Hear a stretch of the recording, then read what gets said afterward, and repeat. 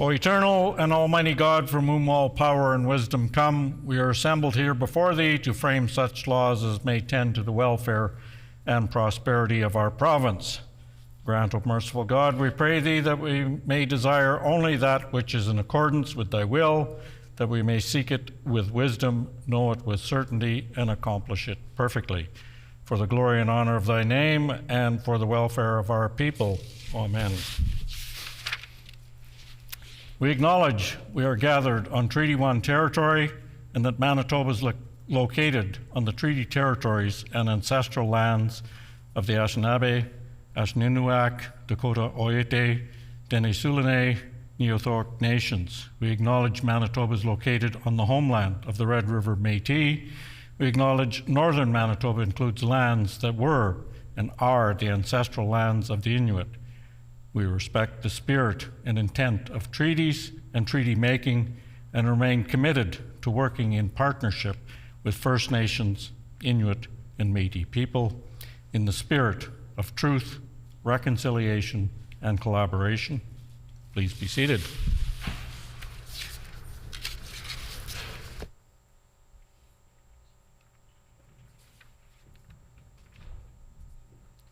The Honorable Orders of the day, private members' business, the Honorable Official Opposition House Leader. Honorable Speaker, pursuant to Rule 34.8, I am announcing that the private member's resolution to be considered on the next Thursday of private members' business will be the one put forward by the Honorable Member for Riding Mountain. The title of that resolution is Protecting Lake Winnipeg from Sewage Pollution. Further House business, please call Bill 201. Resume debate. It has been announced that pursuant to Rule 34.8, the Honorable Opposition House Leader has announced that the private members' resolution to be considered on the next Thursday of private members' business will be the one put forward by the Honorable Member for Riding Mountain. The title of the resolution is Protecting Lake Winnipeg from Sewage Pollution. And now it's also been announced that we will resume debate on Bill 201, the Manitoba Emblems Amendment Act, Provincial Stone. It stands in the name of the member for St. Boniface, who has 4 minutes remaining. Second reading debate. The Honourable Member for St. Boniface.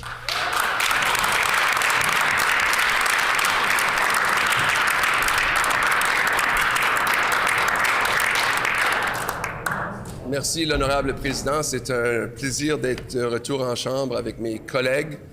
Et c'est aussi un plaisir de rappeler à tout le monde que le mois de mars, c'est le mois de la francophonie mondiale. Alors, it's an honor to be back. I hope everyone's ready to rock. And it's also an honor to remind everyone that the month of March is the International Month of La Francophonie. It's also an honor to be back here to speak about Emblems of Manitoba, specifically in regards to fossiliferous dolomitic limestone, also known in French as pierre calcaire dolomitique fossilifère. And I'd like to remind everyone that when we speak about Emblems of Manitoba, I believe that Emblems of Manitoba need to be representative, they need to be inclusive, not exclusive, and somehow represent all of Manitoba. And I've had the chance to look at the geological map of Manitoba.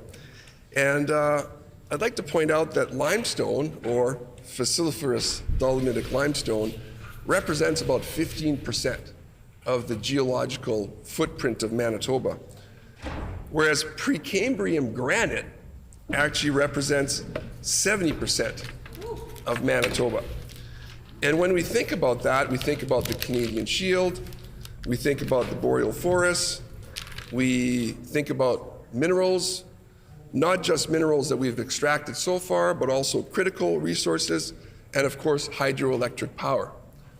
And what's interesting about Precambrian granite is that thanks to glaciation, a lot of that granite has found its way to southern Manitoba. We also know it as fieldstones. And I know that in my family, in my ancestors, in L'Étellier, Saint-Jean-Baptiste, Saint Joseph, Vassar, South Junction, over the years, spent many, many, many hours picking those field stones out of the fields and making piles of them. And that's what we see in southern Manitoba, piles and piles and piles of limestone everywhere. Limestone. And what about the town of Gladstone? Has anyone had the chance to speak to the good people of the town of Gladstone? I mean, are they willing to change their name to the town of fossiliferous dolomitic limestone? I'm not sure. However, I know that their name a long time ago was Third Crossing, so maybe they'd be open to it. I'm not sure. But back to speaking about our favorite topic here, fossiliferous dolomitic limestone, also known as pierre calcaire dolomitique fossilifère. I think we should take this opportunity maybe to be looking at all of our emblems, how they represent Manitoba, and if there's an opportunity here for MLA Owasco to perhaps go back to the slate stone, sorry. Please. It's a long-standing rule that you can't use a member's name. The honourable member for St. Boniface. My apologies, I was rolling too hard there. But perhaps there's an opportunity here to go back to the slate stone chalkboard and make sure we get this right. Thank you, Mr. Speaker. Merci, l'honorable président.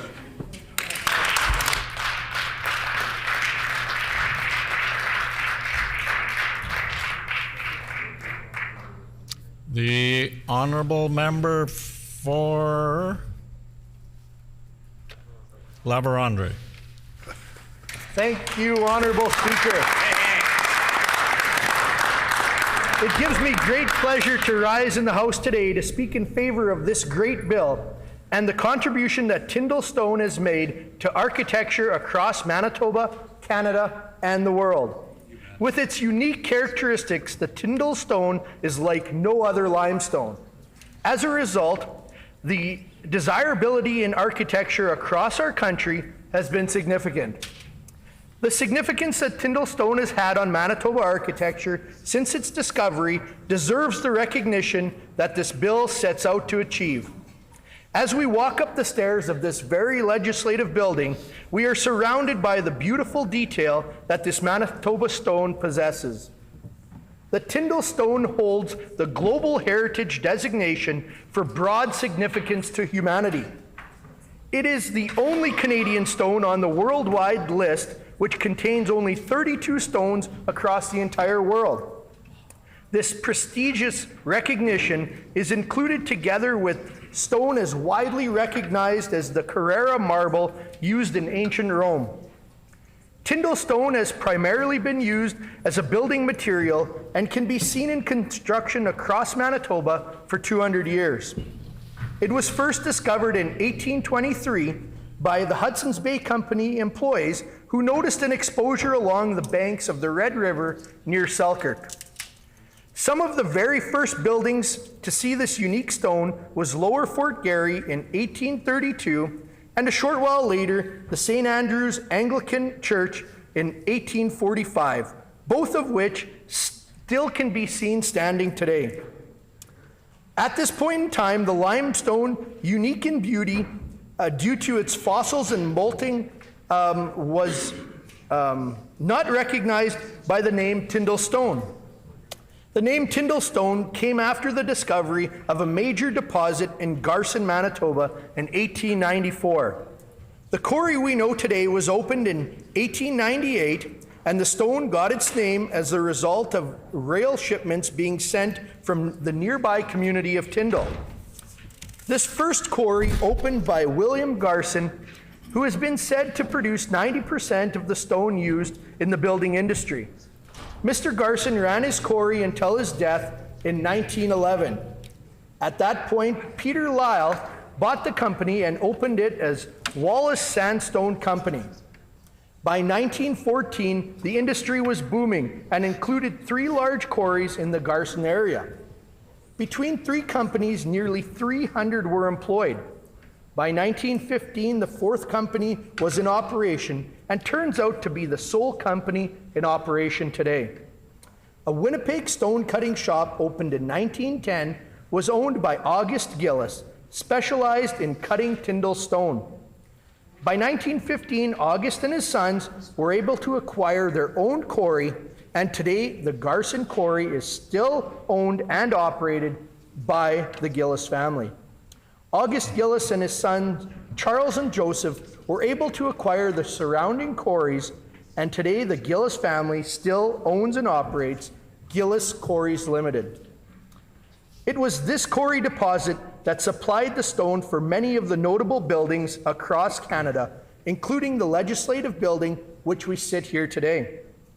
Along with the Manitoba Legislature, the Hudson's Bay Store downtown, Winnipeg City Hall, the Manitoba Museum, Manitoba Law Courts, Westminster United Church, Union Station, St. Boniface Cathedral, the Civic Auditorium, Winnipeg Art Gallery, the Manitoba Law Courts, and most recently, the Canadian Museum for Human Rights have all been constructed using Manitoba's unique Tindle Stone. The distinguished sites playing host to our unique stone doesn't stop in Manitoba. The Canadian Parliament buildings in Ottawa have also been proud to showcase the unique characteristics of Tindle Stone in its construction. Other notable buildings across our country include the Canadian Museum of History, the Saskatchewan Legislature, Banff Hotel, and the Empress Hotel in BC. Outside of Canada, Tindle can also be seen at Canada House in London, the Canadian Embassy in Berlin, and many other private and public buildings of distinguished architecture. Although the greatest recognition can be made in large public buildings that I have listed, Tindle Stone has also had significant contribution to many other buildings across our province and country. Through the prairie landscape of Manitoba, where wood wasn't as readily available, it is common to see many turn-of-the-century houses and community buildings built or finished detail with Tindle Stone that we are so proud of today. Therefore, I look forward to seeing this amazing stone being recognized as our official provincial stone. Thank you.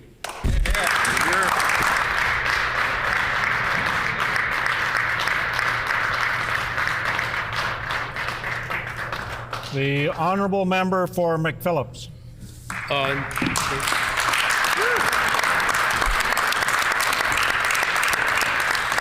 Thank you, Honourable Speaker. It's a privilege to speak to the Manitoba Emblems Amendment Act today, designating the model dolomitic limestone quarried near Garson and Tindle as the official stone of Manitoba.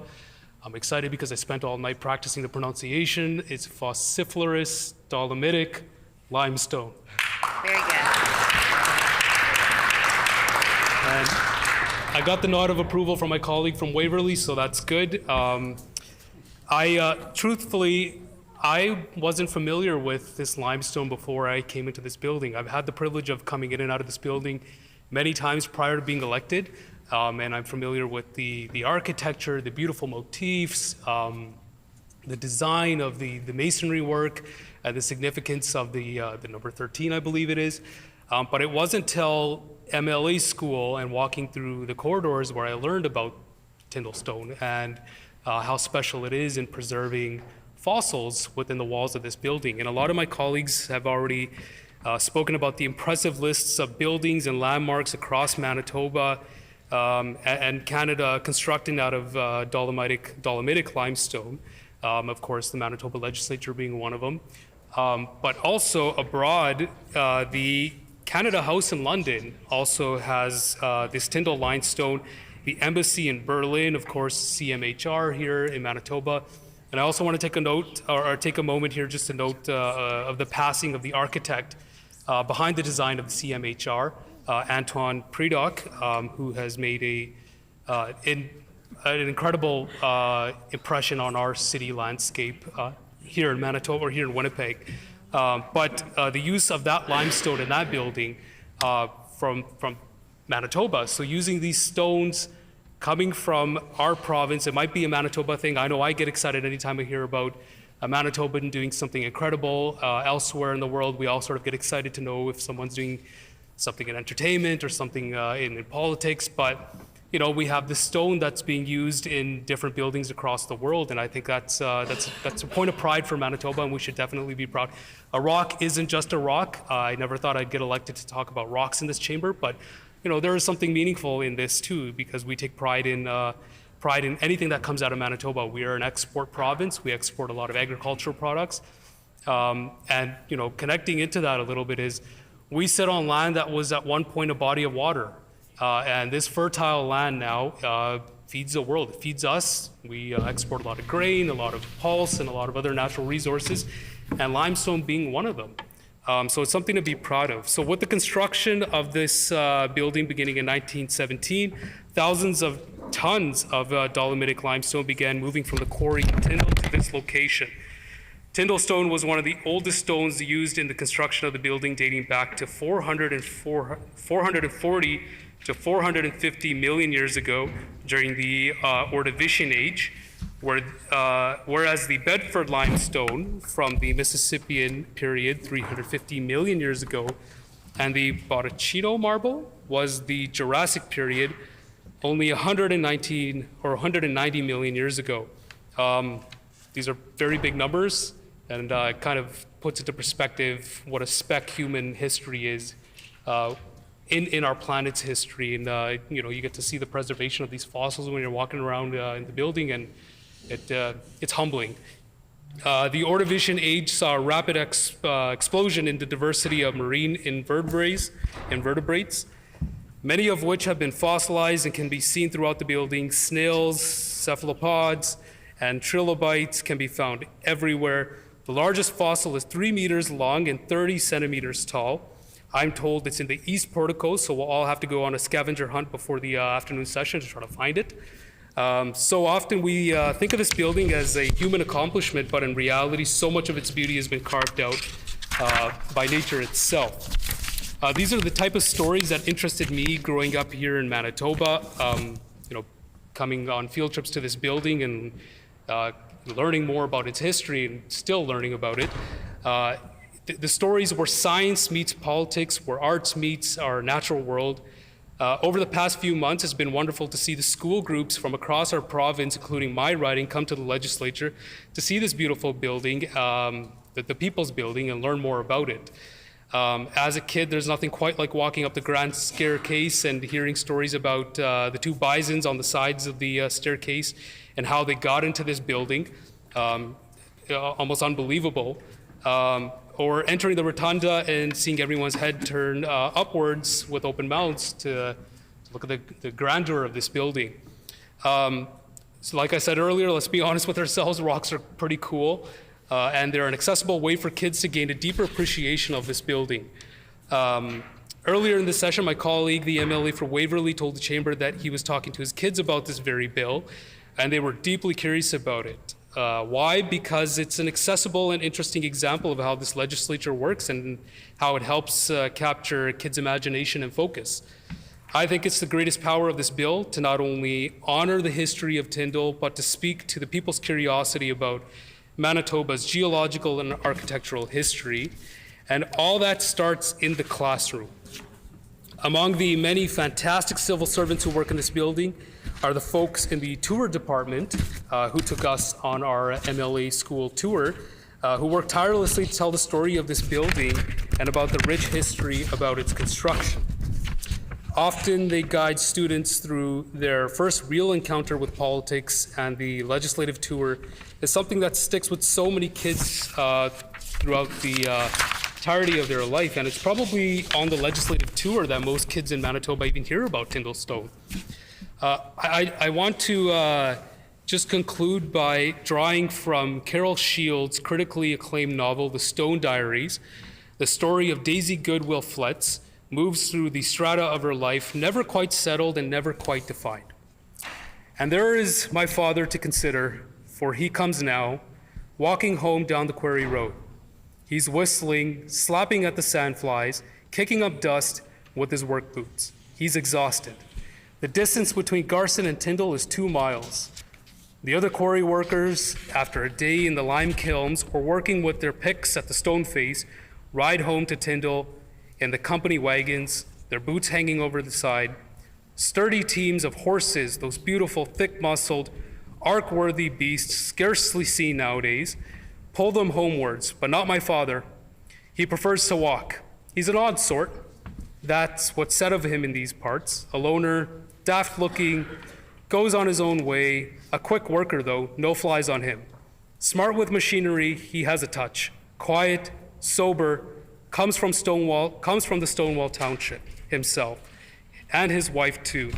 As for his wife, well, there's enough women there to keep 2 or 3 fellows busy all night long. Should have left that out.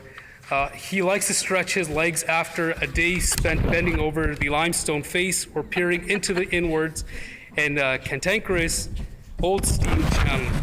The quarry is only a few years old, discovered in 1896 by a farmer digging a well behind his house, and sold 4 years later to one William Garson, the owner and proprietor. Already 100,000 tons of stone have been cut and carried away, and already the landscape has been transformed so that the earth steps down in tiers like an open-air arena, the shelves measuring some 12 to 36 inches in height. There is controversy about how much stone actually lies beneath the ground. Some say the way things are growing, the place will be quarried out in 5 or 10 years. Others, more optimistic and more knowledgeable, estimate that there seems to be half a mile wide and run all the way down to Winnipeg and beyond. The stone itself, a dolomitic limestone, is a more beautiful and easier way to handle than which my father knew growing up in Stonewall, Manitoba. Natural chemical alterations give its unique lacy look. It comes in 2 colors, a light buff mixed with brown, and my favorite, a pale gray and darker gray models. Some folks call it tapestry stone, and they prize especially its random fossils, gastropods, brachiopods, trilobites, corals, and snails. As the flesh of the once living creatures decayed, a limey mud filled the casings and hardened to rock. My father has had only limited schooling, but he's blessed with a naturalist's curiosity, and not long ago, he hacked out a few of the more interesting fossil pieces and carried them home to show his wife, Mercy. This stone has inspired artists, writers, business leaders, and politicians alike. It's an honor to be in this place, surrounded by such beauty, and every day with my colleagues carrying out important work on behalf of Manitobans. Thank you.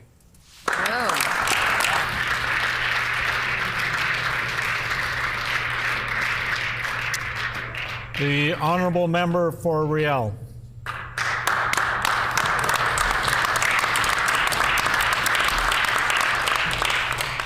Thank you, Honourable Speaker. It's my pleasure to rise to speak to this bill today, the first bill of the interim leader of the members opposite. Clearly, this is a priority for the members opposite. Not healthcare or education, but rocks, and that's fine. I'm happy to rise and speak to Bill 201, the Manitoba Emblems Amendment Act. I'm pleased to rise not only because I'm a fan of phospholiferous dolomitic limestone, exactly, but because emblems matter. Symbols matter. And I think they matter for a variety of reasons, but ultimately, they have the power to bring people together. And they help to forge a collective identity. They remind us of a shared history, and more importantly, our shared future. In short, I would argue that symbols and these emblems speak to what our government is all about and what we are representing, and that is a one Manitoba.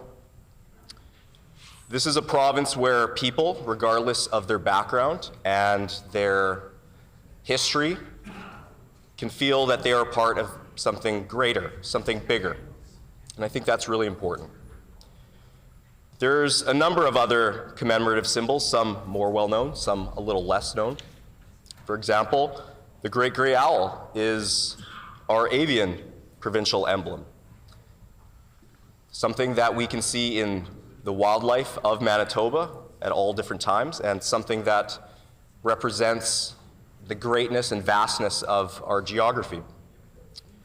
Another one is the white spruce, our arboreal emblem that was chosen mainly, I believe, because of the historical and extensive use by the people and using it for time immemorial. Now, our probably most well-known official commemorative symbols, that would probably be the prairie crocus. It's something that often we see on pins. It's often something that you learn about as a child, and it's a beautiful flower. And I think it's important for us to make sure that we're giving the due diligence when we're choosing these symbols, and hence why we need to discuss this phospholiferous dolomitic limestone, and to make sure that we're giving it the time necessary to make sure that we're making the right decision moving forward. Now, another reason why I'm very pleased to rise and speak to this, this important bill, as demonstrated by the members opposite, bringing it forward once again as the interim leader, is the historical aspect. I know a lot of folks have spoken to that, the different buildings and different pieces, and even going back further, but I'd like to just highlight a few different things.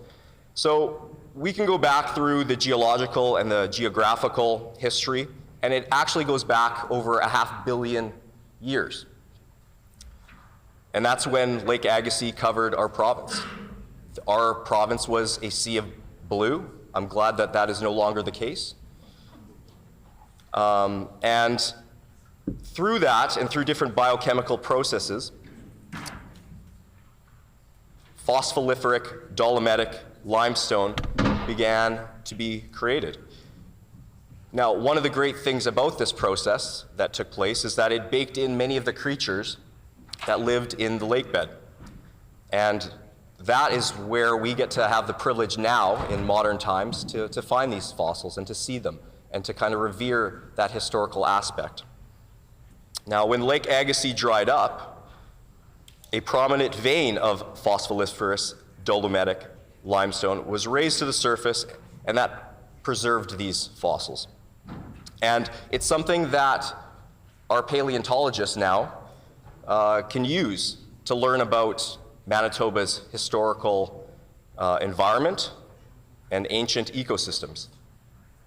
Now, moving forward in history, limestone played a significant role in other historical buildings, as have been mentioned, the least of which, or not the least of which, I should say, is the building that we stand in.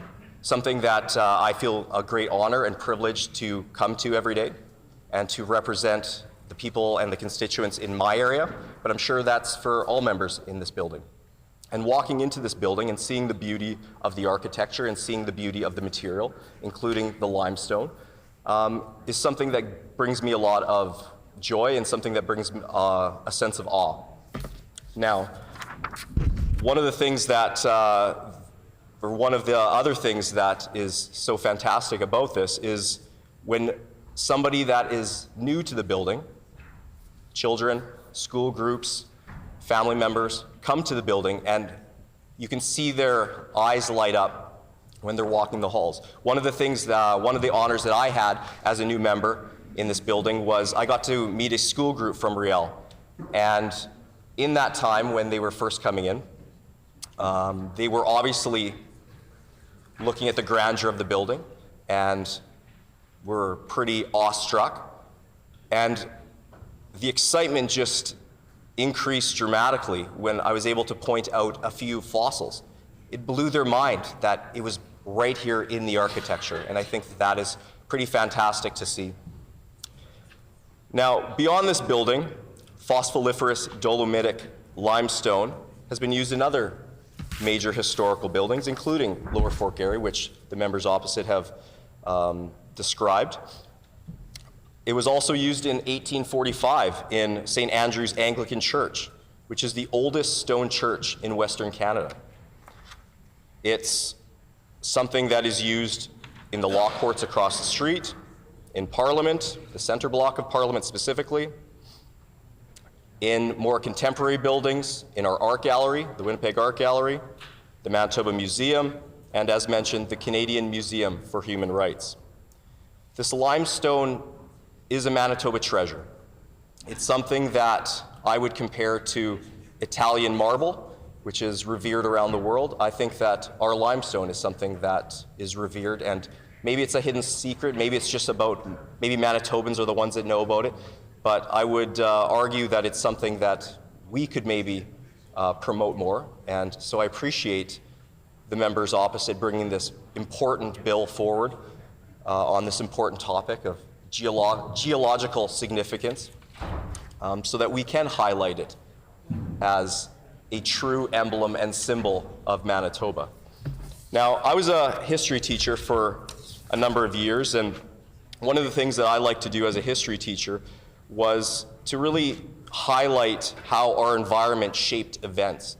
And when you look at the different architectures, and when you talk about Lower Fort Garry, and when you talk about all these historical events or historical buildings, I think they do play a key role. And I think that it's important to just mention some of the things that went into them. For example, the workers that built this building. One of the things that I really revered coming here on tours and in MLA school was seeing the different workers and that historical perspective of workers and workers' rights, going and building this grand building with very little safety regulations, with very little, I guess, regulations, and something that we care deeply about on this side of the house. Thank you. And so we really want to highlight the workers. We are the party of workers. We are the party that want to be on the side of working class Manitobans. And so I really appreciate the fact that of all their work to build such a grand building and to move forward. Absolutely, but workers played a very key role in building Manitobans, and we will continue to stand with them moving forward. Now, one of the things I'll just conclude on is it brings me just a lot of joy when I think about Manitoba as a province and some of the emblems that we're going to have and some of the things that we're going to be able to move on. And so I do want to thank the members opposite for bringing forward this important critical bill of geological significance so that we can highlight these Manitoba wonders. And I'm really hoping that moving forward we can choose these emblems in a nonpartisan and collective spirit. So thank you very much, Honourable Speaker.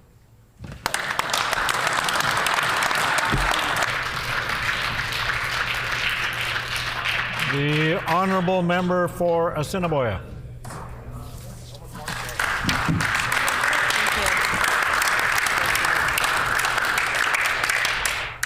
It pleases me greatly, Honourable Speaker, to stand before you today and my colleagues across the way to speak to this really important piece of legislation, the Manitoba Emblems Amendment Act for Provincial Stone, brought in by our members across the way here.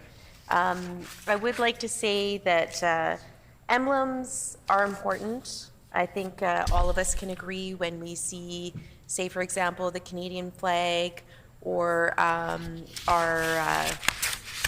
our provincial flower, the crocus. I think it brings us great pride to know that these things mean a lot to us. And as Manitobans and Canadians, there are things that we really hold important to us. I will say being elected to represent the people of Assiniboia has been a great privilege and honor. And I would say walking into this building every day is a true honor to climb the stairs of the Legislature and see the amazing, beautiful building that is the People's Building. This is a great honor to be able to have the Legislature open again to the public. I think everyone would agree that it's wonderful to be able to have Manitobans come into this building and to see the beautiful architecture, the building that is belonging to all Manitobans. And what I would say is something that was really interesting to me when I was able to go to MLA school and go on the tour of this beautiful building. I really had no idea that there were fossils captured in the limestone here, and I was amazed. I went home and spoke to it about that to my children. I've had them come to the legislature to take a look themselves. It's been pretty remarkable to see all the wonders that were built right in this beautiful building that we call the Manitobans building. I would like to say rocks to me are make me think of my childhood. I grew up on a farm in in the Interlake here in Manitoba. Been in Manitoba all my life, and one of the things that I love to do with my brother every summer when we'd spend hours and hours outside was picking rocks, and we would shine them and wash them and collect them and go home to our parents and show the beautiful stones that we found on the road. And we felt like we had treasures in our hands. It was a really lovely, special moment for me as a child. Also, I remember my dad, who was a farmer all of his life, spent his whole entire life in the Interlake. His parents moved here at the early 1900s. They were involved with clearing the land and pioneering the land and creating the fields in which they have contributed for many, many generations and years in this province. And my dad would tell me stories about picking the rocks from the fields and being able to make it so that it was something that could be used to grow crops on. And if you drive around the Interlake, you know, I would be driving with my dad, and he would be pointing out the rock piles in the fields that were off to the side, or these, and they, to me as a child being so young, these rock piles looked enormous to me, and I just thought, wow, can you imagine moving these things by hand? That farmers and people did this. They moved these rocks from the fields to be able to create this land in order to farm and make a living and contribute to Manitoba's agricultural sector. It's pretty remarkable, and I've always been really proud of the fact that I come from a family who's worked so incredibly hard and have been one of the founding farming families within the Interlake. It's a great source of pride. Also, with regards to, you know, some childhood memories I have, you know, the crocus being our provincial flower. I remember, you know, seeing fields of wildflowers in the ditches. It's one of my favorite things to think about is the naturescapes of Manitoba's landscape and the beautiful rural areas within our province. And I have so many memories of just picking wildflowers and crocus and all of these beautiful things that I would then bring home and show my family. And I believe my dad was the first person to tell me about the crocus and how it was the provincial flower for Manitoba. With regards to limestone, I think it's really interesting to me. I know it's a part of my life. On my house, there is limestone, which is really quite interesting. We've always, my husband and I have thought, should we paint over it? But you know, it just feels like this is something that's that really shows it's a very Manitoban thing. And so we've decided not to. We also have granite in our kitchen. It's something that we really were very excited about when we redid our kitchen, and our neighbor and family friend owned a granite shop. And so I got to go shopping and see all of this beautiful granite, and got to choose something that would go in our kitchen and be a part of our home, our family home for years to come. And so, you know, this lovely man who's a family friend, his name is Joe, he came in and measured our kitchen and put down this beautiful granite that even to this day, I think it's about 10 years old. My husband and I, often say, do you remember when Joe came here and how quickly he put this granite into our home? And it was just a really remarkable time. Our daughter was just only 6 months old, and we took on redoing our kitchen. I don't know what we were thinking, but we did it. We got it done. So with regards to I'm going to practice saying, you practice, my member here, my colleague, practice saying this. I'm going to find one moment here. So fossiliferous dolomitic limestone. It's really interesting here, the history of it. Thank you. Really interesting. It was designated a global heritage stone resource at the beginning of this year by the Subcommission on Heritage Stones, which is a part of the International Union of Geological Sciences. It's only the only Canadian rock on the list, and that list includes Carrara marble used in the construction of the Pantheon, and Makrana marble used in the construction of the Taj Mahal, which is really remarkable. I will reiterate some of the things that my colleagues have stated, which I think is just really remarkable. The Manitoba Legislative Building, of course, as we've said, is largely constructed of modeled dolomitic limestone. And of course, you can see numerous fossilized organisms. The building and its stone carvings belong to all Manitobans. And that's why we, as I said before, began reopening the building to the public. So we want to make modeled dolomitic limestone our provincial stone. We can't close off the legislature. It really is one of the most important feats of engineering that's used modeled dolomitic limestone. Mining development strategy is really important. It's a critical component, of course, of Manitoba's economy, and dolomitic limestone continues to be an important part of that industry. And I think that's really important to note in Manitoba.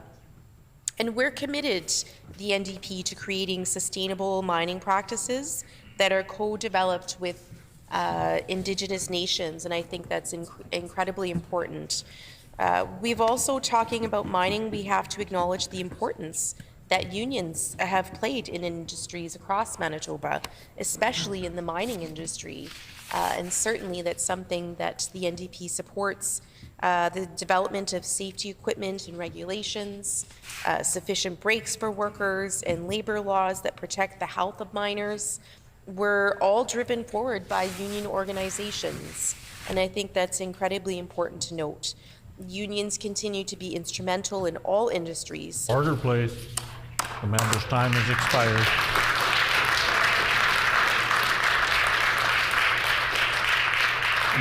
Just a quick note to all members before we move on to the next speaker. Please try and keep your papers off the microphones, because it doesn't sound bad to you, but to the people listening on the other end, it's more than just annoying. So please try and keep that off your microphones.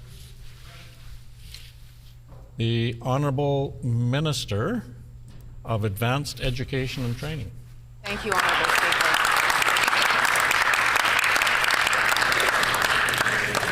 I am pleased to stand on Bill 201, the provincial stone emblem, introduced by the member for Lac du Bonny and the interim opposition leader. Congratulations on that new role.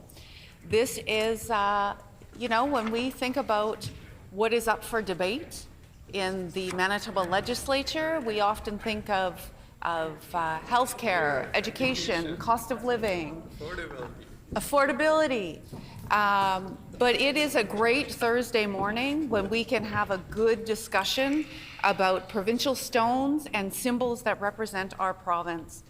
My colleagues have put so many valuable points on the record today, including personal experiences with Tindle Stone and their experiences in the legislature with their own children or with school groups.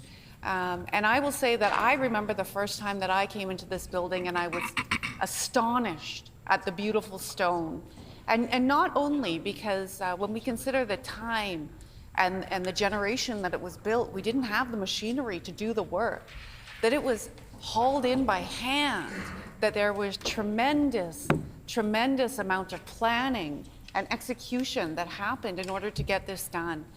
And when I look around, you know, this stone is incredible because it becomes a diary of ages gone by. And to walk through the building and to look at the crustaceans and the larvae and the different pieces that are in the stone, it's like an encyclopedia of organisms of our province. And it's hard not to be overwhelmed or distracted. I'm a person who loves to learn and I love to investigate the things around me. So I find myself walking down the hallways and pointing at the different pieces that are in the stone. And I know that if you are lucky enough to come here on a legislative tour, that a good part of the tour is having the guide point out the different pieces that are in that stone. And when you walk through and see the school children pointing at the different pieces and getting excited about rocks and geology and our provincial history, for me, that makes it worth it. And when I think about what they're learning here, like this is education at its finest, where it's integrated, and we get to see students experience things that could be abstract concepts in real life. When I think about the importance of this stone and stones in general in Manitoba, I think about education. Immediately I think about education. What are the opportunities for people to learn about this incredible resource we have? And I know that at Brandon University, at University of Manitoba, at the University of Winnipeg, at the, really at most of our post-secondaries in the province, students have the opportunity to learn about geology. And why is that important? There are so many sectors in our province that need skilled geologists. We need people to know about this stone and about the importance of fossiliferous dolomitic limestone. But we also need them to understand composition and how we sustainably and responsibly resource those materials, how we extract them from the earth. I was honored last week to tour the north, to tour a mine with the member for St. Vital and the Minister of Economic Development and Investment, Trade and Natural Resources. And I had the privilege of seeing firsthand how we mine in Manitoba. In this particular case, it was nickel mining.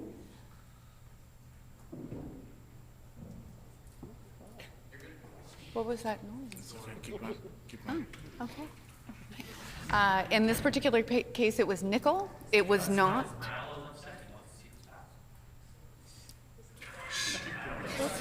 What's happening? It was not Tindle.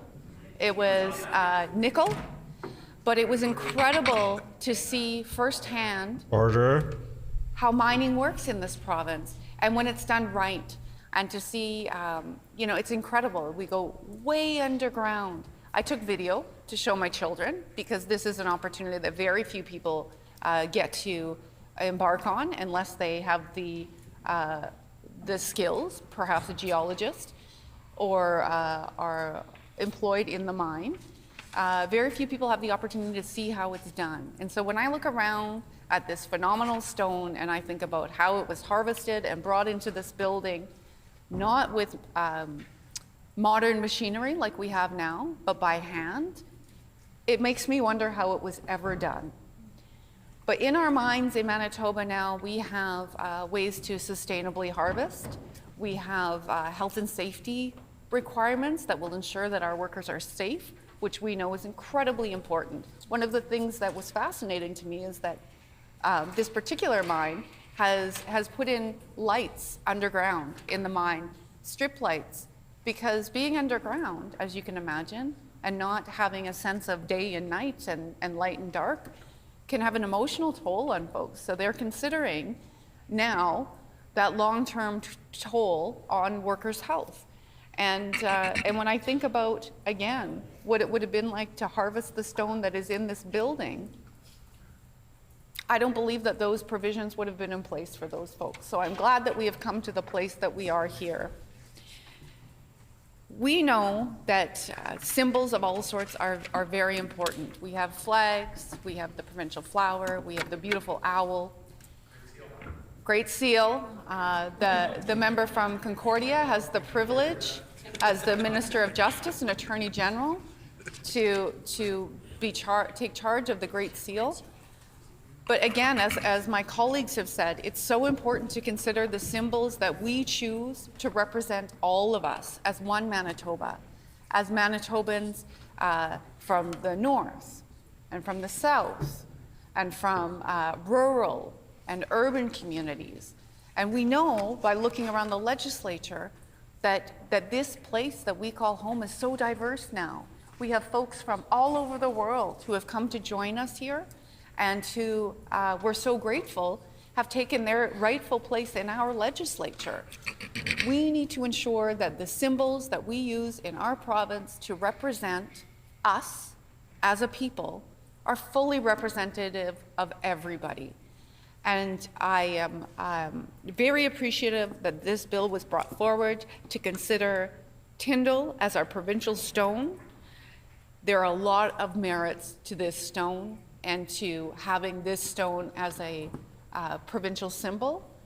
But I want to save a little bit of time for the minister responsible for mining to put a few words on the record.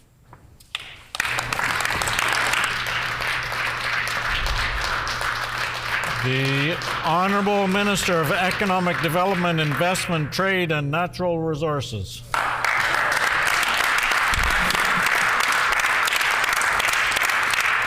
Thank you very much, Honourable Speaker. I'm just pleased to be putting a few words on the record with respect to Bill 201, the Manitoba Emblems Amendment Act, Provincial Stone. It's it's important that we debate these things to their fullest extent to make sure that Manitobans feel fully represented in this chamber for all bills that are put forward before us, so that we're making wise decisions as a community. And I like to debate, what I like to debate, I often like to talk and focus on the people. So during my debate for Bill 201, I will be focusing on the people of Manitoba as it relates to this bill. And before I begin discussing specifics on Bill 201, I want to just acknowledge that this is my first opportunity to speak since we've been back in the House this session, for the spring session. And we did just come out of February, which is Black History Month, which means a lot to me and many Manitobans across this great province. So I just want to take a time to acknowledge all of the hard work that went into creating a simply fantastic month of events. Quite frankly, it went from more than a month, late January into March. And the events don't stop, they'll continue throughout the year. But this is just I want to take a moment to acknowledge all the people who did amazing hard work to make Black History Month happen. That's Black History Manitoba and their team. Nadia Thompson, Rhonda Thompson, Mavis McLaren, and the entire team who make that, bring that to life and make sure that Black history is acknowledged, celebrated, taught, and really appreciated by the entire Manitoban community. I went to many events and it was a real pleasure to do that. Now coming back to the bill that we're discussing today, Bill 201, it's my pleasure to be talking about this. And I said I'm going to be discussing the human side of this. So I want to begin by really acknowledging the people who do the critical work to identify rocks in Manitoba, and that's our geologists. I have the great pleasure of being the Minister of Economic Development, Investment, Trade and Natural Resources. And as part of that role and responsibility, the Manitoba's geological team is in my department. So I've had the great pleasure to tour their facilities, see the places that they work, and understand a little bit of the great work that they do, to understand the foundation, quite literally, of our province. and understand what makes up Manitoba's bedrock and our geological profile. Throughout getting to understand the work that they do and seeing the survey tools and seeing the equipment, the advanced technology, to understand and get a sense of what types of minerals and rocks are around our province. What does the northern Manitoban region look like in terms of its profile and potential for mineral development and exploration? The southern Manitoba with its potential for helium, for oil, gas, for other regions where we deal with things like Tindle, limestone, the variety and the vast number of quarries that we have in Manitoba. All of that information, all of that terrific potential that we live up to, and quite frankly, the fact that we are here today discussing limestone happens because of geologists. And so I want to just talk about them and really appreciate the work that they do, and get on the record that we're really thankful for having fantastic geologists in Manitoba. And frankly, because of our geological profile in Manitoba, we attract geologists to this great province. And we're very happy about that, the fact that geologists want to come here and study such a terrific place for geology and understanding the potential that it has to bring to our province. On top of that, I also want to give a big shout out to all the engineers and geoscientists. These engineers and geoscientists are the folks who really understand, use the information from geologists, and then now understand how that can be put to use to build Manitoba. The really good work that I know that engineers, geoscientists do allow us to understand how can we use these rocks, how can we understand the bedrock, and understand the foundation, the frame to build Manitoba up, and allow us to be the successful, innovative, creative province that we are today. I think about projects like the dams that we have in Manitoba that allow Manitoba to have clean energy right across the province. Those projects don't happen without geologists doing the groundwork, geoscientists doing the groundwork, and engineers doing the groundwork to lay down the basis for us to have a clean and advanced economy, clean and advanced energy network that is the envy of everyone around this province. Right. And so I'm very thankful for the work that they do. And that is, acknowledging the fact that Bill 201 is specifically talking about one type of rock. And so when I think about, the idea of honoring and putting as an official emblem a one rock like limestone, I want to make sure that we fully recognize the knowledge and the vast amount of information that geologists, geoscientists, and engineers have developed over the many, many decades in Manitoba. When this matter is again before the House, the Honourable Minister will have 4 minutes remaining. The hour is now 11 a.m., time for private members' resolutions. The resolution before us this morning is the resolution calling on the provincial government to remove the federal carbon tax on home heating bills for Manitobans, brought forward by the honourable member for Fort White, and the debate will continue standing in the name of the honourable member for the Maples, who has 5 minutes remaining. The honourable member for the Maples. Thank you, Honourable Speaker. It is always honor to rise. Order, please. The Honourable Minister will have 6 minutes, or the Honourable Member has 6 minutes remaining. The Honourable Member for the Maples. Thank you, Honourable Speaker. It is always honor to rise in the House to speak to the bills. Hopefully yourself, Honourable Speaker, and all the members had a good winter break, and hopefully you all had to spend quality times with your family, loved ones, and also your constituent. Honourable Speaker, when we are talking about this resolution is like fighting with the government of Canada.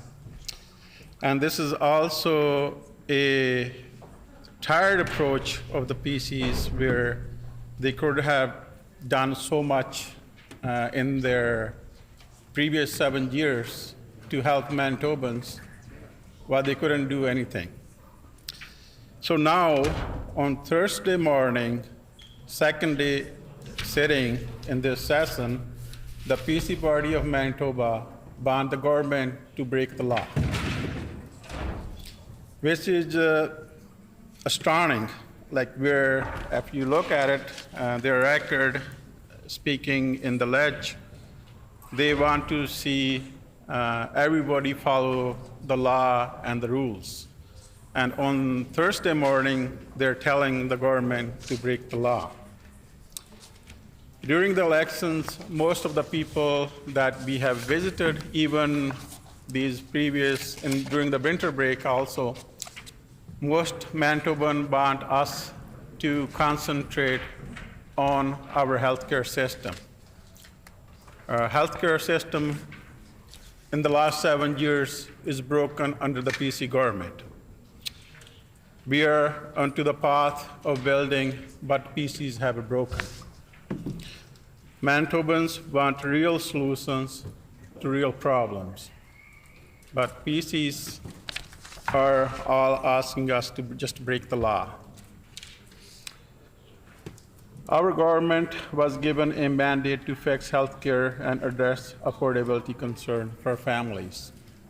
On January 1st, our NDP government lowered provincial gasoline tax, actually get rid of the 14 cents per liter. That has saved Manitobans hundreds of dollars each and every day and also every month. This is also the time where inflation has gone down to the lowest in the country because the approach of this NDP government, our finance ministers on this. Again, as I said earlier, PCs want us to fight with the federal government on each and every day. But the solutions will be found sitting on the table, not fighting with the PC, not fighting with the Liberal, not fighting with any other political parties. All the solutions will be found when we sit on the table, across from each other, and we talk about the issues. We have seen this story before where the PCs want us to break the law.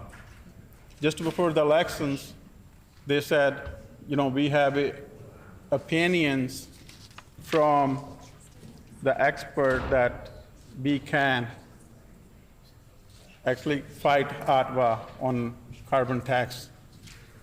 But when NDP got into the office, we couldn't find any of the opinions from any legit lawyer or anything in that regard. Manitobans want to turn over a new leaf. They want a government that will tackle the affordability concern as well as climate crisis. They want a government that tackle affordability is a big issue. We all know that. Healthcare is another one. Education is also. We know that doing nothing on the climate profile isn't an option anymore. We have seen the realities that face us now. Climate change is real. It's impacting our economy.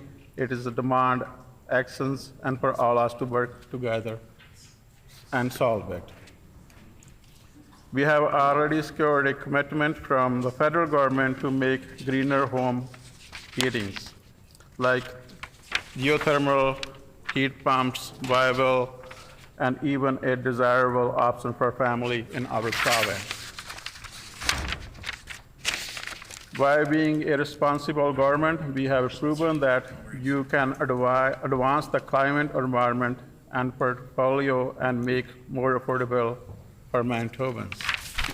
Again, I want to say, Honorable Deputy Speaker, this is an honor to rise in this House, and but the PCs want us today is to break the law, but we as a NDP government will follow the rule, but make more life affordable for all Manitobans. Thank you.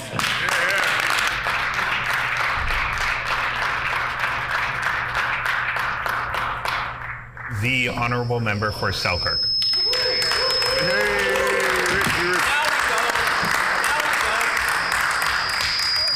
Honourable Deputy Speaker, 7 out of 10 Canadians are against the carbon tax. They're against this tax increasing coming April 1st. The Canadian Taxpayer Federation 3 days ago released a poll that showed 70% of Canadians are against this crippling tax. 70. Canadians agree that the carbon tax is not wanted or needed. 70%, Honourable Speaker, 70%. Oh. Yet the NDP choose to ignore this high percentage of our population. And the cost. Let's get down to the actual cost of this carbon tax. The figures I'm presenting come from an actual Manitoba hydro bill and is for a property located in Lockport, Manitoba. The property consumed 643.592 cubic meters of natural gas during the billing cycle. The debilitating rate of carbon tax imposed is 12.39 cents per cubic meter, and that relates as follows. Natural gas, including the cost of delivery, was $158.09. The carbon tax is 79.74. The GST on the carbon tax, the tax on the tax, is $3.99. The total extra imposed due to the carbon tax is $83.73, Honourable Deputy Speaker. The total percentage of tax applied is a whopping 52.9% tax. Unbelievable. It's absolutely staggering once you put the numbers down on paper that if that wasn't bad enough, come April 1st, this Premier and the NDP are allowing the federal coalition of Liberals and the NDP to increase the tax to Manitobans once again. Come April 1st, the carbon tax is going up to 15 cents per cubic meter. Once that increase takes effect, our cost will go from 52.9%, it is right now, to 64%. This is based on the dollar value of $96.54 of carbon tax, and the GST, again, a tax on a tax of $4.83. Brings the total to $101.37. I know the NDP have great difficulty with basic math, so I'll try to keep it simple. Say the natural gas consumed was $158. The current carbon tax applied on the bill was just under $84, which cost right around 53%. Under the watch of the NDP, that bill will see the carbon tax related increase rise to $101.37, or 64%. That will have an estimated annual cost of an additional $760. Ouch. Ouch. If this type of consumer gouging was happening anywhere in our province or country, I would hope the elected government would step up and fight for what is right. If the basic necessities that we use in our daily lives are not protected by our elected officials, then they have failed. When the NDP fails to stand up to Justin Trudeau and his cash grab, carbon tax, money sucking, ridiculous, unfair burden that hurts every Manitoba, then we must ask ourselves what is going on with this government. This NDP government, Honourable Deputy Speaker, campaigned on being ready to govern. Well, Honourable Deputy Speaker, nothing is further from reality. Nearly 6 months into their term, and we have seen nothing. I mean nothing related to long-term affordability for Manitobans. They have no plan, and I believe it's right in their name. NDP stands for no darn plan. They are just sitting back waiting for initiatives, waiting for the initiatives of the past PC government to come to light, and then they'll quickly swoop in and claim that work as their own. Just like that slimy boss who takes credit for all the ideas and hard work of his employees, Honorable Deputy Speaker, this NDP government loves to claim credit for things they don't do. So let me give them credit for some things that they have done. They have failed Manitobans by not having a plan to stand up to the federal government and demand the tax of the Trudeau Liberals and demand that that coalition removes the carbon tax from home heating. And if you fail to plan, you plan to fail. A 64% tax to heat your home is a failure. No darn plan. They have failed Manitobans by not having a plan to continue the PC government's direction to build more personal care homes. If you plan to fail, they're doing it very well. So they should try to plan to make sure that they have homes for our seniors, and the fact they don't, it's a failure. Honorable Speaker, they fail to properly plan and support our schools. The schools that require heating systems. They fail to make sure those schools have the appropriate tax dollars to cover the carbon tax that they're going to incur. They failed on every example that I've brought so far. And if you fail to plan, you plan to fail. The NDP, or no darn plan, as I now see it, No darn plan. actually has failed Manitobans by cutting out-of-province surgeries. The hospitals need the funds to heat the hospitals. And with no plan to improve the quality of life for Manitobans, again, Manitobans are faced to suffer and no damn plan. But what they do well is deceit. They take the PC government surplus of hundreds of millions of dollars, add creative forecasts and an NDP spin, and present it to the people of Manitoba as a $1.6 billion deficit. Why would they do this, they ask? Why would they do this? They are doing this, Honorable Deputy Speaker, so they can come back at a later date when the real numbers come in and they can say, look what we've done. Honorable Deputy Speaker, failing to stand up for Manitobans is inexcusable. The Premier and the NDP are failing to protect Manitobans. Permitting the carbon tax on home heating penalizes Manitobans and punishes them for just wanting a warm place to live. There is currently no easy, affordable alternative to high-efficiency natural gas furnaces. Air-to-air geothermal systems are expensive to purchase. It can cost the consumer over $20,000 for equipment and installation. And if they do not perform in the coldest of months. The Manitoba Hydro even states they do not work at -10 and colder. Consumers have to have an alternate key source of heating. Why would you invest something that would not provide you what you need all year round? It just seems to be another kind of NDP plan to me, or lack of plan. No darn plan. The ground source heat pumps do not have the restriction of -10, but the cost it puts to most Manitobans is beyond what they can afford. The cost in a new build to put in a system of geothermal is up to $40,000 on a brand new build.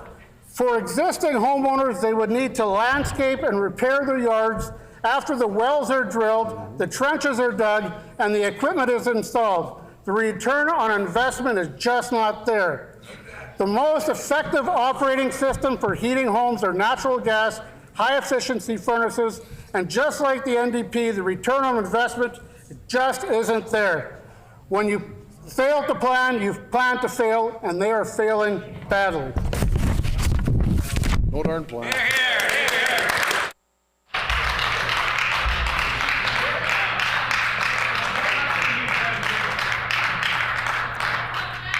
The honourable member for Fort Richmond.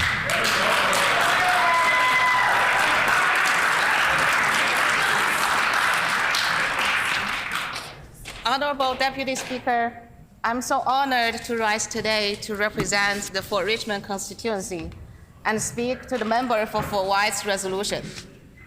It's unfortunate that the member for Fort White forgot about the concerns of South Winnipeg as he brought forward this resolution. This is actually the second time members opposite have brought this motion to the House. It only further demonstrates a lack of initiative for creating new policy solutions for Manitobans. South Winnipeggers are passionate about the climate, about affordability, and about unity. All of which this resolution disregards for recycled motion that only reminds Manitoba why they chose not to support a progressive conservative government in October 2023. To get the logistics out of the way, the carbon tax is a federal tax. We are a provincial government, and we are focused on working with the federal government to advocate for fair and equitable solutions to both the affordability crisis and climate change. In our first days in office, we've shown that maintaining a collaborative relationship with the federal government benefits Manitoba. We've announced several agreements with the federal government that are born out of a respectful relationship. This included the two recent healthcare agreements that will mean more doctors, more nurses, more healthcare aides and support workers, and shorter wait times for South Winnipeggers. The member for Fort White's government closed the only emergency room for South Winnipeggers at Victoria Hospital. We have gained a commitment of $434 million to invest back in our healthcare system. Our NDP government believes in collaboration rather than the division the PCs encourage. While progressive conservatives chose to waste money fighting a hopeless fight, we've been securing agreements that will fix our healthcare system. In October 2021, the members opposite lost their ineffective court battle, wasting taxpayer dollars in the process. Since taking office, we have focused on developing policy that benefits Manitobans, and most importantly to me, benefits South Winnipeg. I know the concerns of my constituents. They are fed up with fighting back and forth with the federal government on the federal tax. South Winnipeggers want to see a provincial government that brings new ideas to the table.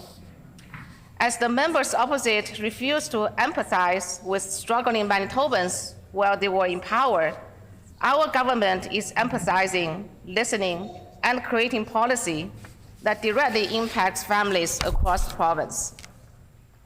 Our government is focused on tackling affordability concerns as well as the climate crisis. Every Manitoban feels the reality of climate change when you can see wildfire smoke out of your window or on your drive to work. This crisis is real, and it's not going to go away if we simply ignore it. South Winnipeggers are environmentally friendly. They care deeply for the environment that surrounds them. So many of my constituents talk to me about their work in protecting our water, in cleaning up parks, and cycling around their neighborhoods. They understand, as this government does too, that climate change is real. We want to reward Manitobans, like the people of South Winnipeg, for their efforts in reducing their carbon footprint. That's why we promised to offer Manitoban families rebates for new and used electric vehicles. I know the people of South Winnipeg are looking for ways to reduce emissions and lower their energy costs. We are going to do just that through co-delivering on the oil-to-heat pump program with the federal government, which will include air and geothermal. We were able to achieve what the previous PC government could never do, which was collaborate in good faith with our federal colleagues and secure a $500 million commitment to increase heat pump capacity. I know South Winnipeg is looking for unity in the government and leadership. They want to see federal and provincial governments collaborating on policy, not our provincial government fighting losing court battles and breaking the law. We can't continue down the path of ignoring environmental issues in this province. That's why we are prioritizing a net zero energy grid by 2035. Our government will be leaders as we look to help homes and businesses go green, including heat pump installations. I've also heard from the university students in my constituency. They are terrified for their future. We must think of the future generation as we bring policy and motions forward in this House. Young people in this province have been rightfully concerned, and we want to fulfill their demands for action. The Intergovernmental Panel on Climate Change in 2018 emphasized the challenge it would be to keep global warming below 1.5 degrees Celsius. 5 years later, burning fossil fuels and unsustainable energy and land use has led to global warming of 1.1 degrees Celsius.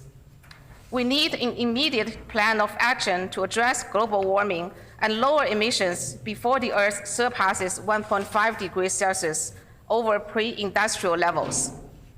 It's essential that we deliver on climate policy now so that future generations don't bear the cost of our inaction.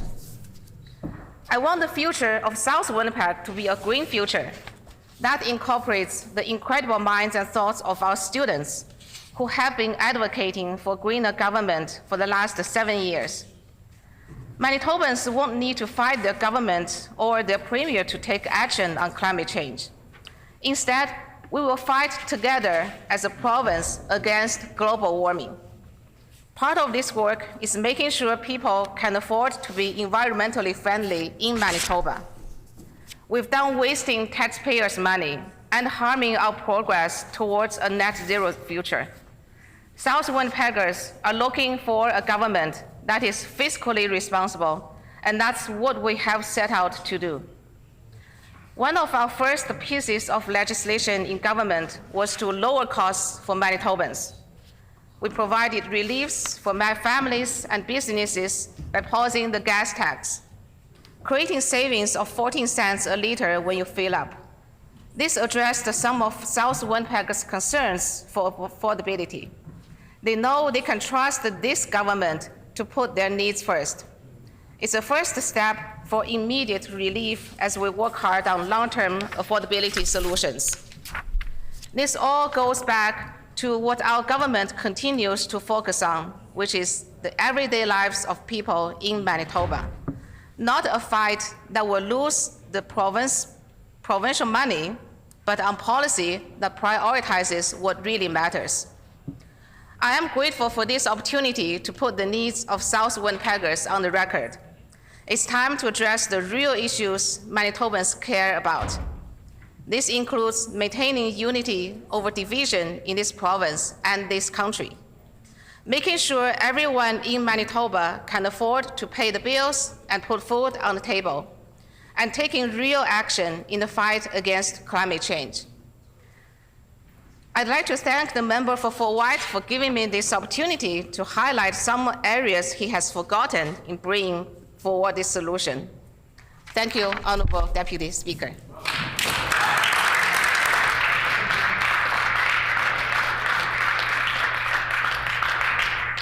The Honourable Member for Agassiz. Thank you, Honourable Deputy Speaker.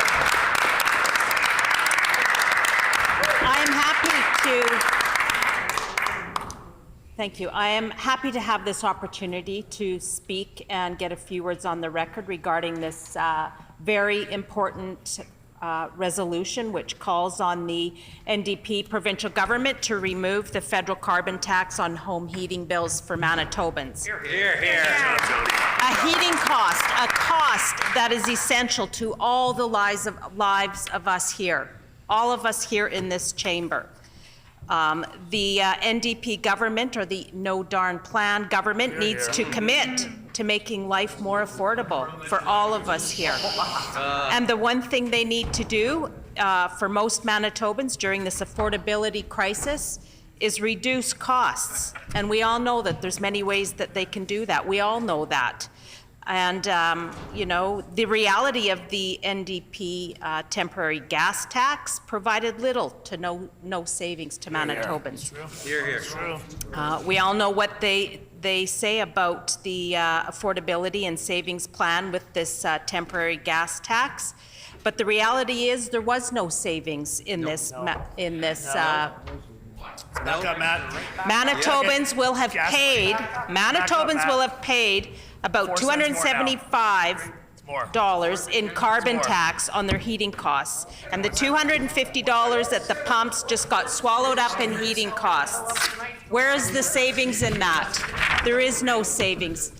And by 2030, the carbon tax on home heating will cost Manitoban families an average of $719. Wow. That is not helping families now or in the future.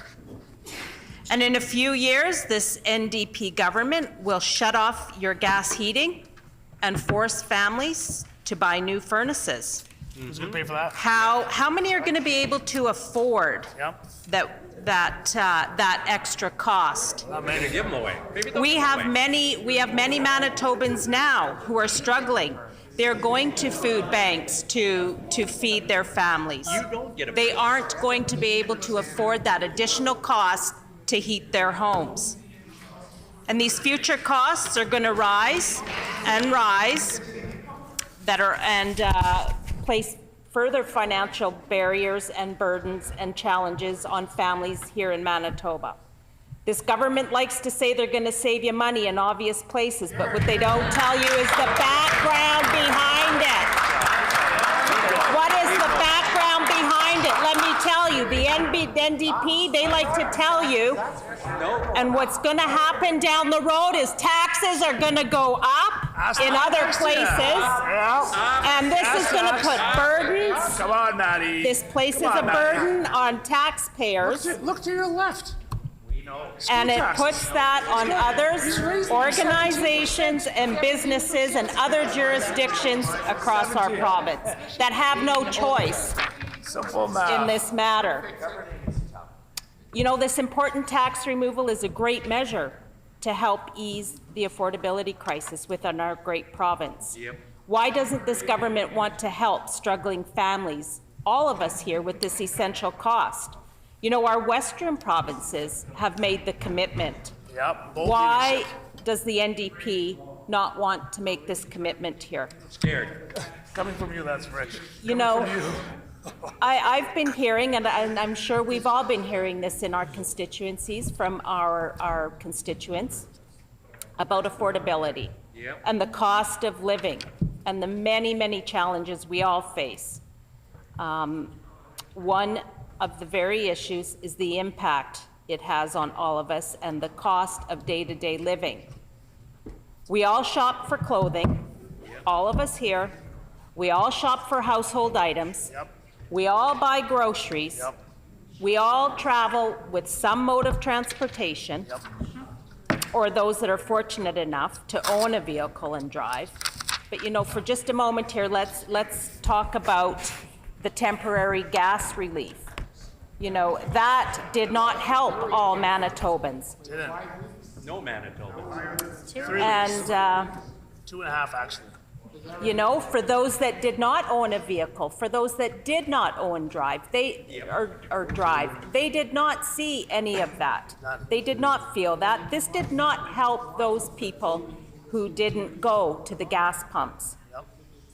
You know, Manitoba is a leader in developing one of the cleanest and greenest electricity systems in the world. It's Total natural gas consumption is less than 2% of Canada's total demand. Yep.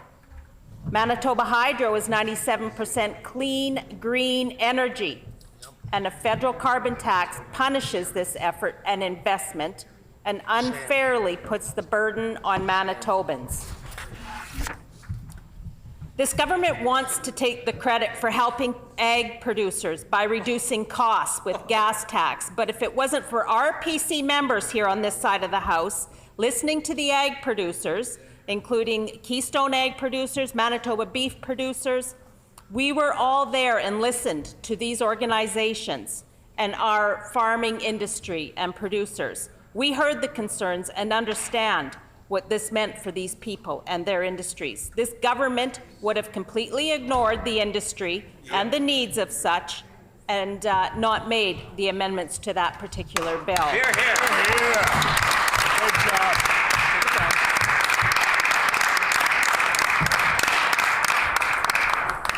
True savings for many residents of our province is to remove the carbon tax from natural gas on hydro bills. That alone would save a household more than $1,000 in heating costs over the next 3 years. Wow. This is tangible. This is something that Manitobans can see. This could be money in their bank account, a savings. These monthly and daily costs add up to a great deal. We all know the Premier and members opposite have flip-flopped around on this, and maybe they can all afford to dance around the carbon tax issue wearing flip-flops. And perhaps the Premier can afford to heat his home at a tropical temperature and afford to flip-flop around this issue in his home. But the reality is Manitobans cannot afford to sustain the heating costs today, nor the increased costs in the future. Mr. Honourable Deputy Speaker, we all know too well the struggles many have. The sleepless nights, the stress some may face with the constant worry about where to save money or get money for the essentials like milk, bread, cereal, fruits, or their next meal to provide for their family. These are the real facts, the real fears that people are facing. What Manitobans are asking for is to make life more affordable. Yep. And with one step at a time, there can be huge strides forward with a solution and a positive outcome for so many. Hear, hear. Build this momentum, make an impact to help families by removing the carbon tax off heating bills. Will this NDP support this resolution? Hear, hear. Get rid of the carbon.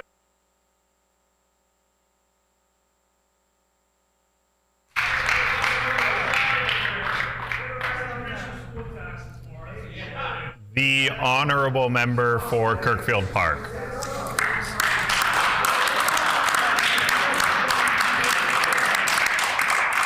Thank you, Honourable Deputy Speaker.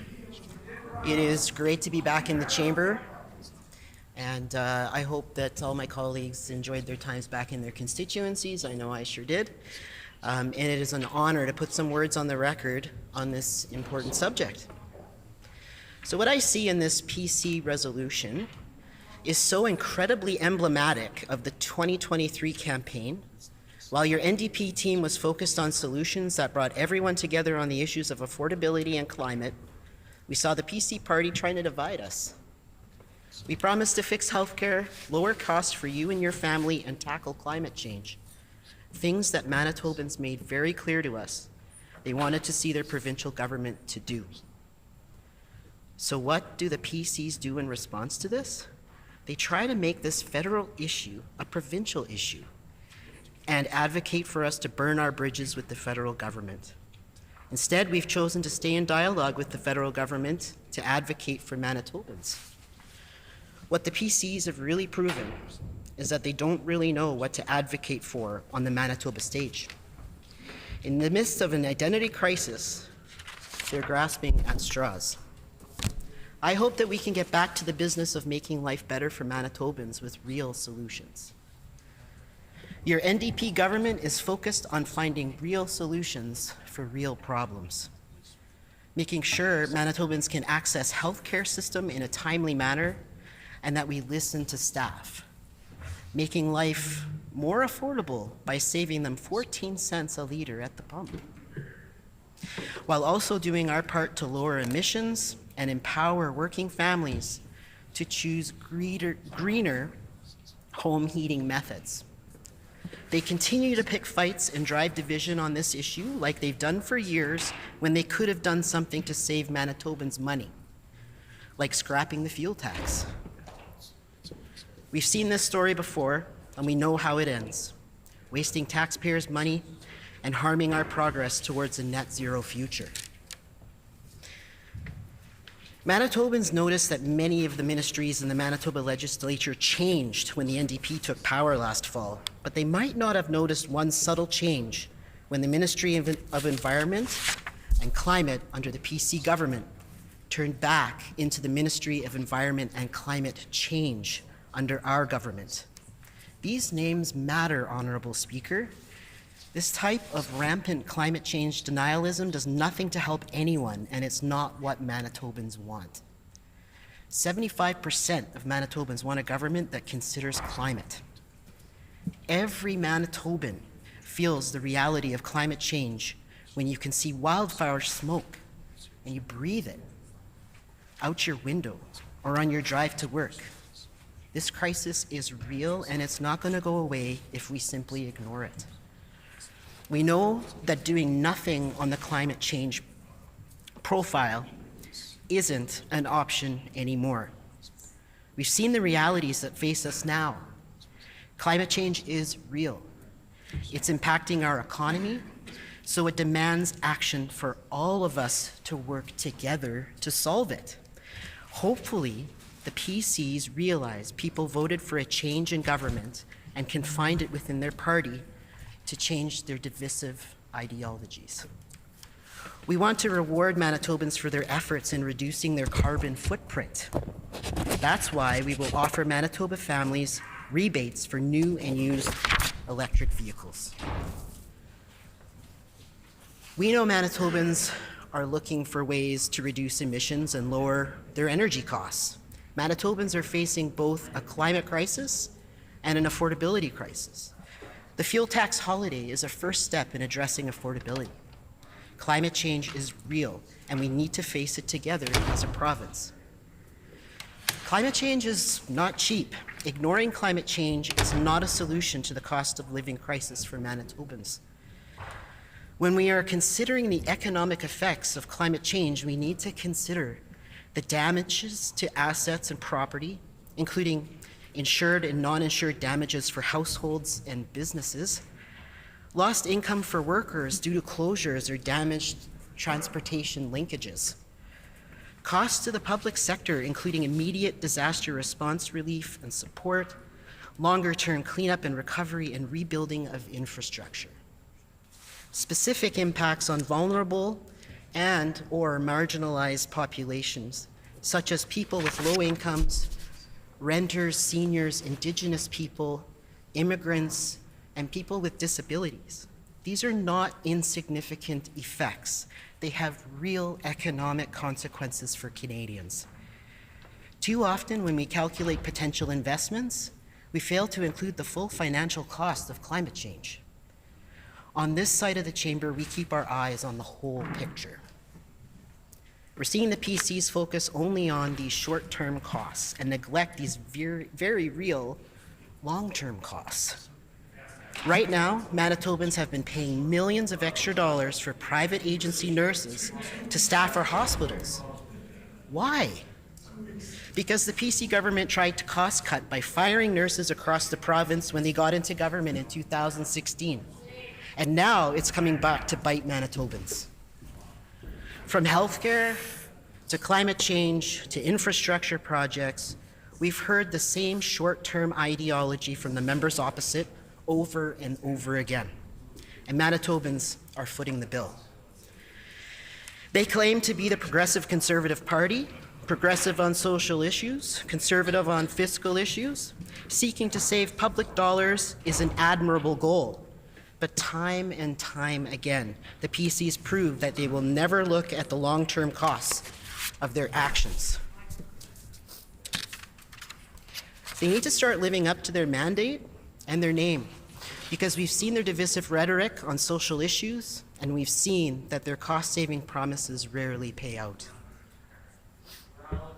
In Manitoba, Manitoban business leaders, nonprofits, and civil servants have been leading the way on innovative climate solutions that also tackle rising affordability. It's our job as legislators to help them succeed in moving our province forward, not dragging us backwards into scraps with the federal government that do nothing but waste everyone's time. I want to tell a quick story about some of these forward-thinking leaders across Manitoba.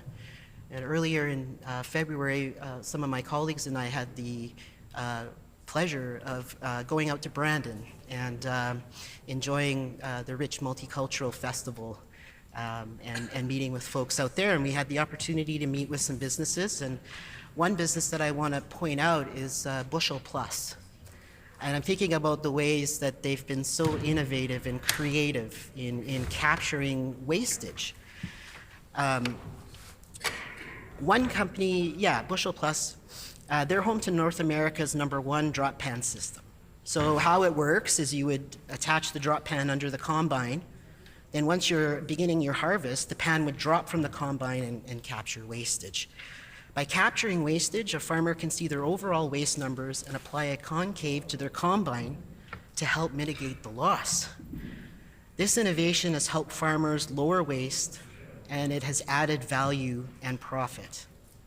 This is an example of local innovators taking steps to reduce waste while providing farmers with an opportunity to earn a living for their families. Manitobans everywhere are leading the charge towards a more affordable and sustainable future. Let's not let them down by dragging them into this mess. Let's move forward to solve the problems we've been sent to this provincial legislature to solve. We can do it together with the courage and determination I know is in each and every one of us. Thank you, Honorable Deputy Speaker.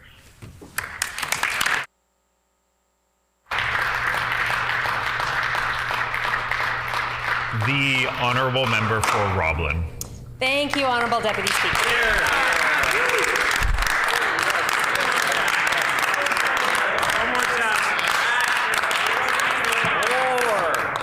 I'm so glad to have the opportunity to rise in the House today and speak to this very timely and relevant and important resolution put forward by my colleague, the member for Fort White. And what this issue really comes down to is affordability for Manitobans. So it's no secret that the cost of everything has gone up, and most Manitobans are feeling the pinch. And now, come April 1st, another expense that we all pay for, the carbon tax, is set to go up again. In fact, it's scheduled to go up every year until 2030. Wow. Now, most of the carbon tax we pay is baked into the cost of everything we buy. As my colleague, the member for Portage-La Prairie, put it so eloquently yesterday during question period, using the example of a loaf of bread. The cost of all of the inputs and processes that go into making that loaf of bread have gone up. And that cost is passed on to the consumer. And why has that cost gone up? The carbon tax. Shame. An NDP. Shame. So that part of the carbon tax is largely hidden. But one place where it's glaringly obvious how the carbon tax is harming affordability and driving up the cost of living is on your heating bill. If you heat your home with natural gas, as most of us do here in Manitoba, all you need to do is look at your hydro bill, and you can see the carbon charge that you are paying on the cost of heating your home. And below that, you can actually see the PST that you're paying on the carbon tax. The tax on tax. Tax on tax. That's a separate discussion. Sounds like socialism. The carbon tax on home heating costs Manitobans about $275 every year. I can buy a lot for $275. That's a fair amount of groceries for my family, a family of 6. That's new hockey equipment for my son, or money I could put towards the soaring cost of braces, which 3 out of my 4 kids now need. So we could have a discussion about whether or not the carbon tax is an effective means of fighting climate change. Racist. I'd suggest that it's not. Bipartisan support. But I will focus my comments today on the issue of the carbon tax as it applies to home heating. So members will recall that in the fall, Justin Trudeau decided to exempt home heating oil from the carbon tax. And of course, that tax break largely applies to Atlantic Canada. It was no help at all to anyone here in Manitoba. So premiers across the country objected to this. They pointed out how inherently unfair it is to exempt Atlantic Canada from paying the carbon tax on home heating while forcing the rest of the country to continue paying it. A Canadian is a Canadian is a Canadian, said most premiers across the rest of the country. That's what we thought. And it was so interesting that the federal response to this. One of their ministers or MPs actually told the media, well, if Western Canada wants an exemption on home heating, they should elect more Liberal MPs, which I found absolutely appalling and just shows the depths that the federal Liberals will sink to. And ultimately, Trudeau's decision to give some Canadians a carbon tax break undermines his government's justification for imposing this carbon tax at all. But premiers across the rest of the country stood up for the residents of their provinces and stood up to Trudeau on his decision to privilege some Canadians over others for purely political reasons. Shameful. But not the NDP premier here in Manitoba. Oh, we like. No. We liked He flip-flopped on this issue several times, ultimately doing nothing to help Manitobans. Back isn't sorry. He's flip-flopped so many times. Wow. Contrast this with Saskatchewan, where Scott Moe actually took the carbon tax off home heating for the residents of that province and has been steadfast in his opposition to Ottawa. And now we see the federal Liberals having a temper tantrum. But the Conservative government in Saskatchewan has steadfastly stood up to Trudeau, stood up for the residents of that province, and they're showing just how partisan, political, and petty the federal Liberals are on this issue. But here in Manitoba, nothing. Vague platitudes from the Premier and no action. He avoids answering any questions on the carbon tax because he's scared of angering Justin Trudeau. And where does that leave Manitoba families? Paying more every single year just to heat their homes. And it's not just homeowners. It's nonprofit organizations. It's businesses, too. I was recently contacted by the operator of a large nonprofit healthcare facility here in Winnipeg. And they are paying hundreds of extra dollars every year just to keep the facility warm in the winter. And this is a facility that houses some of Winnipeg's elderly, most vulnerable citizens. It's a nonprofit. They're not making money. And they too are dealing with skyrocketing costs across every line item of their budget. And now they have to pay more just to keep the furnace on. It's making it harder for them to stay afloat. And it's businesses too. It's no secret that post-COVID, many businesses are still struggling to get back on their feet. They're dealing with labor shortages, inflation, and rising costs across the board. And now, under the NDP, we can see they're going to be dealing with a very unfriendly government, creating a very business-unfriendly environment. But on top of all this, the carbon tax is going up every single year, and the cost of heating their business and their business premises is going to go up every year as well. And it's worth remembering, businesses don't get a carbon tax rebate. Businesses pay a significant amount into the carbon tax, and they get nothing back. So I'd like to thank the member for Fort White for bringing this important issue forward. Absolutely.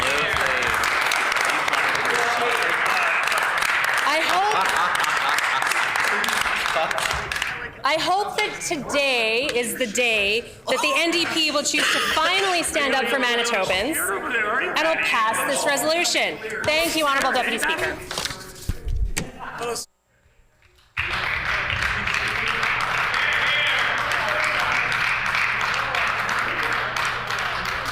The Honourable Member for Burroughs.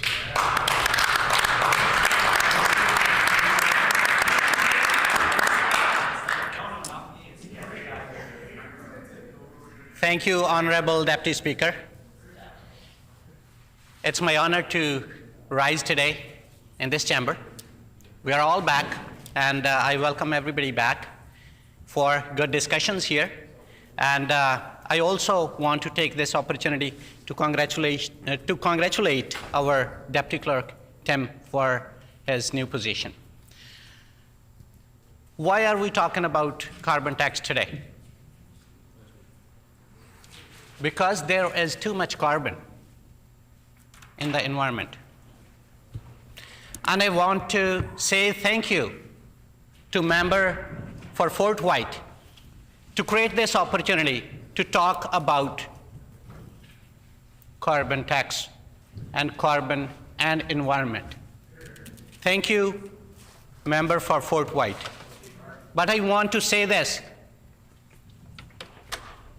Our forts won't be white anymore if we didn't do something about carbon. We have to get together, think about the strategies, how we can protect our environment. If we are talking about tax on something, that means that something is there and that something is concerning. That's why we're talking about the tax on it. Who created this situation? Us, the humans. It's about the balance between the greed we have and the responsibility that we have, that we must recognize to take care of this earth, to take care of our waters, to take care of our air and all other natural resources. We failed. We failed as humans. We failed. I'm coming to that too. Who failed? We as human race failed to take care of our natural resources. That's why we are at this point when we are fighting with each other, to blame each other for that reason. We are all to be blamed for the situation we are in. And instead of fighting with each other, we need to get together and fight climate change. That's what we should be doing. And it's our democratic system that allows us to elect a government that leads. And Manitobans elected us. I have 7 minutes remaining, and I would do my best what I could do. And this government had 7 years. They could do something good.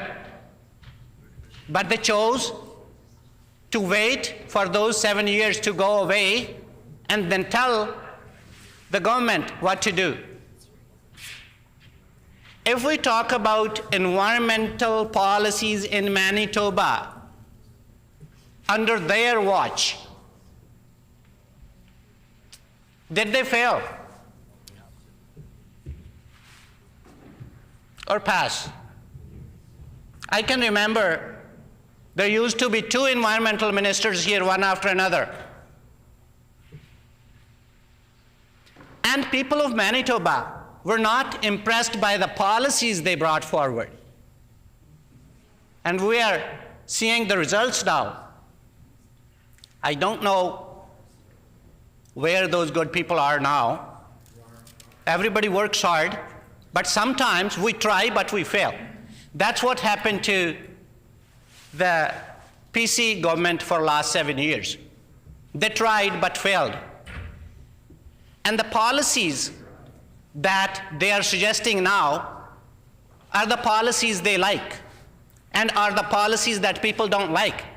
That's why they are sitting on this side, not this side.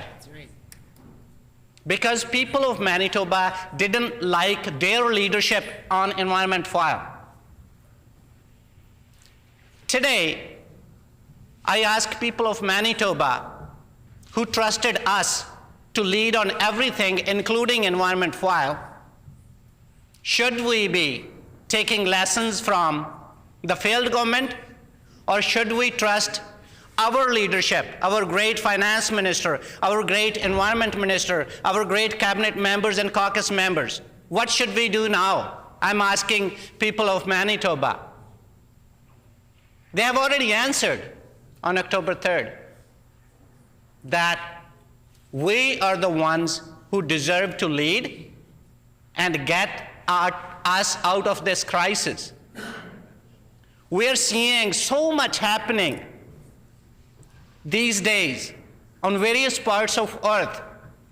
Droughts, lack of moisture, farmers getting out of business, lack of feed for cattle and livestock due to uneven, discontinued patterns, weird patterns in the environment, floods, and it has impact on our economy, on our health, on our mental health, and so on. So rather than getting together and thinking of using science and technology or research or vision or something like that to get us out of that crisis, we are simply fighting with each other. If this policy was a great policy, and the pieces like this policy, then people of Manitoba should have stamped on it. They should have liked what they have done on the environmental file. And during the election campaign, what did they say? They said that we pledge to fight carbon tax if re-elected. When you're telling people of Manitoba, this is what we would do, and people of Manitoba say no, what does that mean? That means what was said is not something that people of Manitoba like. They like a leadership that is not dividing people. They like a leadership that has some vision. They like a leadership that's diverse itself. And they like a leadership that takes care of Indigenous education, that wisdom that we have with our elders. Whenever we get a chance to sit together with those elders, they tell us what's the right thing to do. How do we care about our environment? Are we listening to those people? Are we even trying to understand the depth of that knowledge and the roots of that knowledge that we have right here in our neighborhood? How much time we are spending on this? How much consideration we are giving to this aspect of the policy development? I don't think it's enough. And we know that what our farmers went through and are going through right now, they're struggling with these impacts of environment. And the farmers are stewards of land. They know how to take care of the land. They know that if we didn't care for the environment, if we didn't care for the land, farmers know that if they didn't do something right, their next generation's future wouldn't be great. Order. The time being 12 p.m. When this matter is again before the House, the honourable member for Burroughs will have 1 minute remaining. The House is recessed and stands recessed until 1:30 p.m.